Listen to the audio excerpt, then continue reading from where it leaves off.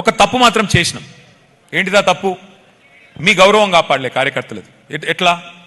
చాలా మంది అన్నారు నాతో, అన్నా పెన్షన్ ఇస్తిరి ఆన్లైన్ అయిపోయా, కార్డు ఇస్తివి కార్డు ఆన్లైన్ అయిపోయా, కళ్యాణ లక్ష్మి ఇస్తివి ఆన్లైన్లో వాయ్, రైతు బంధు ఇస్తివి అకౌంట్లో పడే.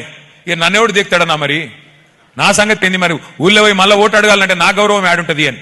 అందుకే నేను మీకు మాటిస్తున్నా, ఇట్లాంటి చిన్న చిన్న పొరపాట్లు మొత్తం ప్రభుత్వం మీదే దృష్టి పెట్టినాం, పార్టీ మీద ఎక్కువ దృష్టి పెట్టలే. వాస్తవానికి 10 ఏళ్ళు కొత్త రాష్ట్రం కదా, కొత్త సంసారం కదా, కొత్త ఇల్లు కదా, పునాది గట్టిగా పడాలి. మన రాష్ట్రం నవ్వేటోళ్ళ ముంగట జారిపడొద్దు. మీకు పరిపాలన చేతనైతే దాన్నోళ్లను నోర్లు మూపియాలే, మంచిగా నడిపియాలని ఆలోచన చేసినాం తప్ప వేరే ఆలోచన చేయలే. కానీ నేను మీకు మాటిస్తా ఉన్నా, వచ్చే 5 ఏళ్ళు అట్లుండదు. 2028లో మీ అందరి దయతో ప్రజల ఆశీర్వాదంతో తిరిగి కేసీఆర్ ముఖ్యమంత్రి అవుతాడు. అయినాక నేను బాధ్యత తీసుకుంటా. వచ్చే 5 ఏళ్ళు మన ప్రభుత్వం వచ్చినాక కార్యకర్తల బాగోగులు, ప్రజల సంక్షేమం రెండింటినీ బ్యాలెన్స్ గా నడిపించే బాధ్యత నాది. మీకు రావాల్సిన పదవులు, మీకు జరగవలసిన లాభం, మీకు కోరుకునే గౌరవం వచ్చే విధంగా చేసే బాధ్యత నాది. గతం మర్చిపోండి. చిన్న చిన్న పొరపాట్లు జరిగిండొచ్చు, మా వైపు నుంచి కూడా జరిగిండొచ్చు.